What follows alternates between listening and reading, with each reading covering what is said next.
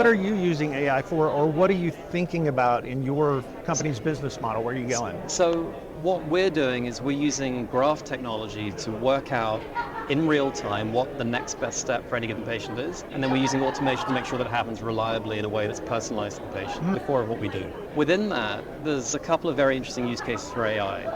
And one of them I mentioned earlier, which is around this prioritization piece. So if I've got a population of, I don't know, 100,000 patients, and I want to run a bunch of programs against them, and I want that fully executed and scaled and run to the highest level of efficiency, we do that today. What we're not doing, which I'm excited about, though, is how do I determine which are the top 20 patients that I need to do something about now?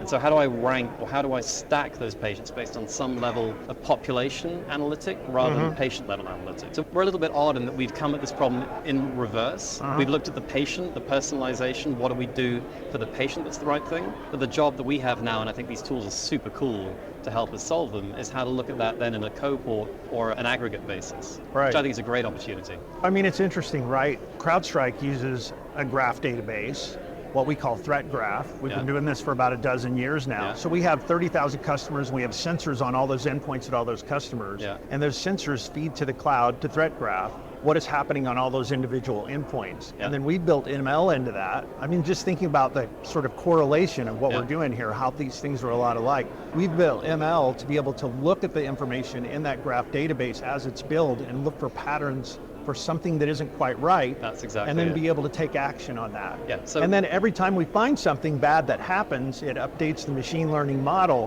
which then gives community immunity to everybody in the platform. But you're talking about kind of doing the same thing for patients. Yeah, in a clinical setting, can you imagine if every patient was always on a plan, you knew what the plan was, and it was always constantly updating? Yeah. And then you had a predictive model that said, okay, based on where Drex is right now, and what we know about Drex and what bound, actually we have a high level of concern that these three things are going to happen, and this is the evasive action you need to take today.